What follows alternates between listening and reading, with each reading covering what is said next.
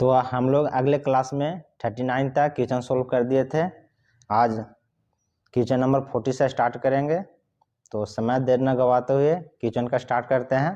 Question number 40, पाई vice के दोनों जौ बने होते हैं। क्वेश्चन एक बार पुनः दोहरा देते हैं। पाई भाइस के दोनों जौ बने होते हैं। ए में है 45 डिग्री, बी में है 60 डिग्री और सी में है 90 डिग्री और डी में है उपयुक्त में सभी। तो इसका राइट आंसर हो जाएगा option number D 90 degree. Next question की ओर बढ़ते हैं। अगला क्वेश्चन है 41, पाई भाइस का अधिकतम व्यास पकड़ा जाता है। यानी क्वेश्चन कह रहा है पाई भाइस का अधिकतम व्यास पकड़ा जाता है। कितना पकड़ता है? ए में है 63 mm, बी में है 100 mm, सी में है 40 mm, डी में है 150 mm। तो इसका राइट आंसर हो जाएगा ऑप्शन नंबर ए यानी 63 mm। तो इसका राइट आंसर होगा 63 mm ए। नेक्स्ट क्वेश्चन की ओर बढ़ते हैं। क्वेश्चन नंबर 42, बेंच भाइस के हैंडल की लंबाई होती है। ए में है जॉब की लंबाई के बराबर, बी में है जॉब की लंबाई की 2 गुनी, सी में है जॉब की लंबाई की 2.5 गुनी और डी में है जॉब की लंबाई के 3 गुनी।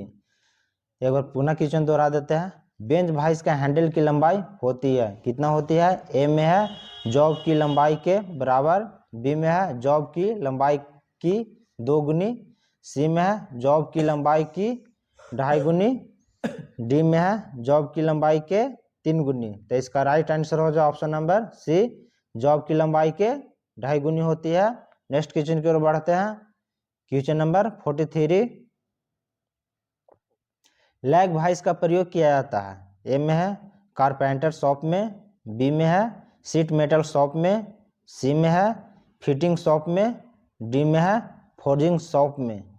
तो इसका राइट आंसर हो जाएगा ऑप्शन नंबर डी यानी फिटिंग फोर्जिंग शॉप में। Option number D forging shop में प्रयोग किया जाता है। लैग भाइस का प्रयोग फोर्जिंग शॉप में किया जाता है। Right answer D. Next question की ओर बढ़ते हैं। क्वेश्चन नंबर 44,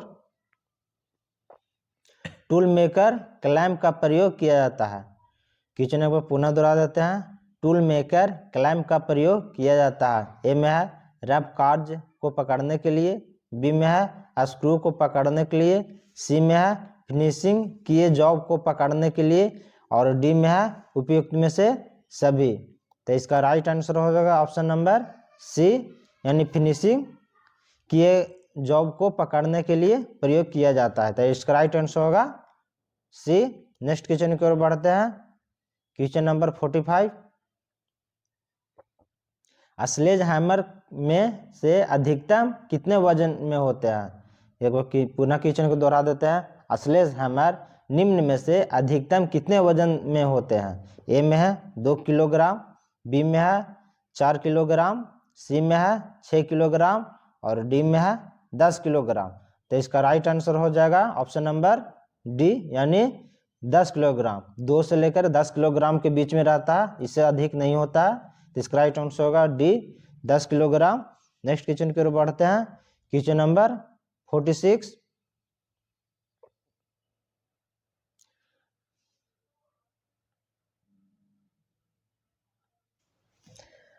46, स्लेज हैमर का मुख्यतः प्रयोग किया जाता है। एक बार पुनः क्वेश्चन को दोहराते हैं।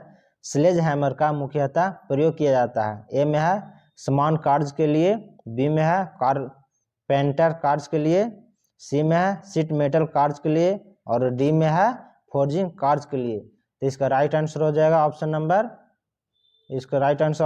नंबर डी यानी फोर्जिंग कार्य के लिए प्रयोग किया जाता है। स्लेज हैमर का मुख्यतः प्रयोग किसके लिए किया जाता है? सबसे ज्यादा लोहारगिरी में प्रयोग किया जाता है, फोर्जिंग किसी मेटल को फोर्जिंग करने के लिए। नंबर 47, हैंड हैमर के पेन और फेस निम्न में से किस आकार के होते हैं? ए में है पेन गोल व फेस फ्लैट, बी में है पेन क्रॉस और फेस फ्लैट, सी में है पेन और फेस फ्लैट, डी में है पेन स्टैंड और फेस फ्लैट।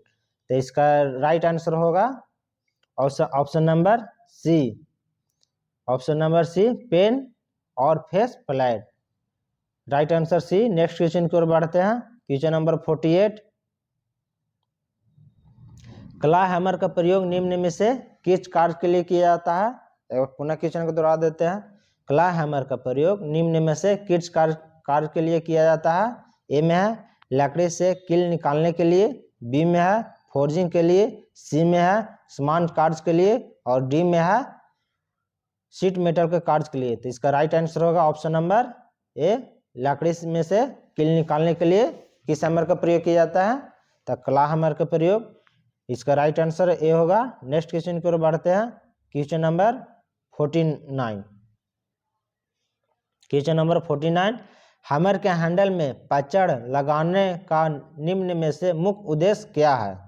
ए में है हैमर को हैंडल में घूमने से रोकने के लिए, बी में है हैंडल को ढीला होने से रोकने के लिए, सी में है ए और बी दोनों, डी में है ए और बी में से कोई नहीं। तो इसका राइट आंसर होगा ऑप्शन नंबर सी, यानी ए और बी दोनों। राइट आंसर होगा ऑप्शन नंबर सी, ए और बी दोनों। हैमर को हैंडल से घूमने से रोकने के लिए, हैंडल को ढीला होने से भी रोकने के लिए पैचड़ का प्रयोग किया जाता है। नेक्स्ट क्वेश्चन की ओर बढ़ते हैं। Question number 50।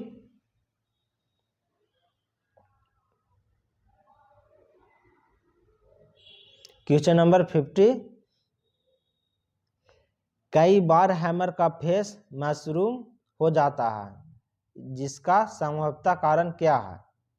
ए में है हार्डनिंग और टेम्परिंग उचित ना हो, बी में है टेपरिंग का उचित ना हो, सी में है एनेलिंग हो जाना, डी में है उपयुक्त में से सभी। तो इसका राइट आंसर होगा ऑप्शन नंबर ए, हैंडल हार्डनिंग और टेम्परिंग उचित नहीं हो, इसलिए हैंडल का फेस मशरूम हो जाता है। नेक्स्ट क्वेश्चन की ओर बढ़ते हैं। Question number 51। 750 ग्राम के स्लेज हैमर के हैंडल की लंबाई निम्न में से क्या होगी? ए में है 350 mm, बी में है 400 mm, सी में है 487.5 mm और डी में है 600 mm।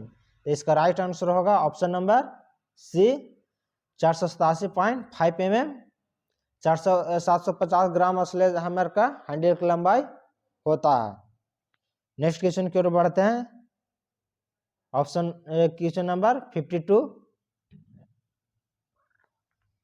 हथौड़े का वह भाग जहां हाथ लगा होता है निम्न कहलाता है? ए में है फेस, बी में है पिन, सी में है टोडी यानी चिक और डी में है नेत्र छिद्र आई होल। तो इसका राइट आंसर होगा ऑप्शन नंबर डी, यानी नेत्र छिद्र आई होल। आई होल के जगह पर हाथ लगाकर हथौड़ा का वहां हाथ लगाया जाता है। नेक्स्ट क्वेश्चन को बढ़ते हैं। Question number 53। चीन के लिए प्रयुक्त हथौड़े का वजन निम्न होता है, या चीन के लिए प्रयुक्त हथौड़े का वजन कितना होता है? ए में है 250 ग्राम, बी में है 500 ग्राम, सी में है 1 किलोग्राम, डी में है 2 किलोग्राम। तो इसका राइट आंसर होगा ऑप्शन नंबर ए, यानी 250 ग्राम 250 ग्राम होता है। नेक्स्ट क्वेश्चन की ओर बढ़ते हैं। Question number 54। एक इंजीनियर वॉइस के साइज को निम्न द्वारा विनिर्दिष्ट किया जाता है। पुनः क्वेश्चन दोहरा देते हैं। एक इंजीनियर वॉइस के साइज को निम्न द्वारा विनिर्दिष्ट किया जाता है। ए में है जबड़े का अधिकतम खुलावा से, बी में है चल जबड़े की लंबाई से, सी में है जबड़े की लंबाई से, डी में है वॉइस की ऊंचाई से। तो इसका राइट आंसर होगा ऑप्शन नंबर सी, यानी जबड़ों की चौड़ाई से। Right answer C. Next question की ओर बढ़ते हैं। Question number 55।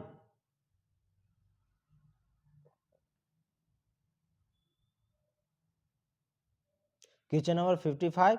स्क्रू ड्राइवर का साइज लिया जाता है। स्क्रू ड्राइवर का साइज लिया जाता है, कहाँ से लिया जाता है? ए में है कुल लंबाई से, बी में है शंख के व्यास से, सी में है हैंडल की लंबाई से, और में है शंख की लंबाई तथा टिप की चौड़ाई से। तो इसका राइट आंसर होगा ऑप्शन नंबर डी, शंख की लंबाई और तथा टिप की चौड़ाई से इसका स्क्रू ड्राइवर का साइज लिया जाता है। नेक्स्ट क्वेश्चन की ओर बढ़ते हैं। क्वेश्चन नंबर 56, किसी स्क्रू को शीघ्रता से खोलने के लिए किस स्क्रू ड्राइवर का प्रयोग किया जाता है? ए में है रैचेट स्क्रू ड्राइवर, बी में है फिलिप्स स्क्रू ड्राइवर, सी में है सेट स्क्रू ड्राइवर, और डी में है ऑफसेट स्क्रू ड्राइवर। तो इसका राइट आंसर होगा ऑप्शन नंबर इसका ए, यानी रैचेट स्क्रू ड्राइवर। इसका राइट आंसर होगा A, ratchet screw driver. Next question की ओर बढ़ते हैं। क्वेश्चन नंबर 57, कोणीय या तंग स्थानों पर लगे स्क्रू को खोलने के लिए निम्न में से किस स्क्रू ड्राइवर का प्रयोग किया जाता है? एक बार पुनः क्वेश्चन को दोहरा देते हैं। कोणीय या तंग स्थानों पर लगे स्क्रू को खोलने के लिए निम्न में से किस स्क्रू ड्राइवर का प्रयोग किया जाता है? ऑप्शन है option number A ratchet screw driver, option number B Phillips screwdriver, option number C set screw driver, option number D offset screw driver. तो इसका राइट आंसर होगा ऑप्शन नंबर डी, यानी ऑफसेट स्क्रू ड्राइवर का प्रयोग कोणीय तंग स्थानों को खोलने के लिए प्रयोग किया जाता है। नेक्स्ट क्वेश्चन को बढ़ते हैं। क्वेश्चन नंबर 58, निम्न में से किस स्क्रू ड्राइवर का प्रयोग भिन्न भिन्न साइज के स्क्रू को खोलने या कसने के लिए किया जाता है? देखो पुनः क्वेश्चन दोहरा देते हैं।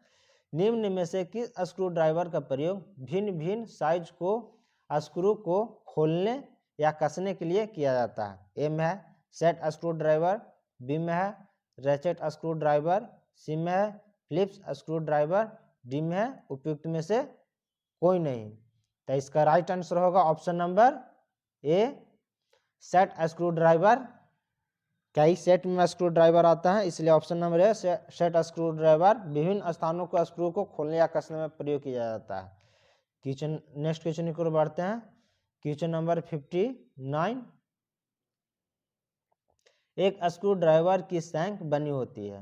ए में है कास्ट स्टील, बी में है कास्ट आयरन, सी में है हाई कार्बन स्टील, और डी में है माइल स्टील। तो इसका राइट आंसर होगा option number C high carbon steel. एक स्क्रू ड्राइवर की शंख बनी होती है, क्या चीज का बनी होती है? हाई कार्बन स्टील की बनी होती है। नेक्स्ट क्वेश्चन की ओर बढ़ते हैं। क्वेश्चन नंबर 60, आज का क्वेश्चन लास्ट क्वेश्चन है। टी सॉकेट रिंच का प्रयोग किया जाता है। एक बार पुनः क्वेश्चन को दोहरा देते हैं। टी सॉकेट रिंच का प्रयोग किया जाता है। ए में है असेंबली के बाहर लगे नट को खोलने के लिए, बी में है अधिक गहराई में लगे नट को खोलने के लिए, सी में है हैंडलेस स्क्रू को खोलने के लिए, और डी में है उपयुक्त में से कोई नहीं। तो इसका राइट आंसर होगा ऑप्शन नंबर बी, यानी अधिक गहराई में लगे नट को खोलने के लिए किसका प्रयोग किया जाता है? टी सॉकेट रेंच का प्रयोग किया जाता है। आज का क्लास यहीं खत्म किया जाता है। नेक्स्ट क्वेश्चन के लिए अगले क्लास में, और चैनल को सब्सक्राइब करें, बेल आइकन की घंटी दबाएं, जो कि सारा नोटिफिकेशन आपको तक पहुंचता रहे। Thank you.